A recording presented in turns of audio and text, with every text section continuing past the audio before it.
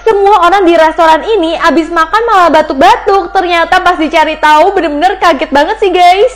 Jadi kisahnya restoran ini bener-bener terkenal banget. Tapi ketika pelayannya itu kasih mereka makan dan mereka makan secara bersamaan, mereka itu semua batuk-batuk kayak keselak, kayak ada yang nyangkut. Di situ bener-bener pelayannya bingung banget dong, apa yang salah? Apalagi ternyata mereka itu kayak keselak bendera-bendera yang kalau ditarik tambah lama tambah panjang kayak yang dipakai pesulap. Bahkan ibu ini keselak kelinci. Ada juga yang keselak kartu. Nah pas pelayannya cek, ternyata yang masak itu adalah pesulap beneran. Pesulapnya pun langsung dipecat.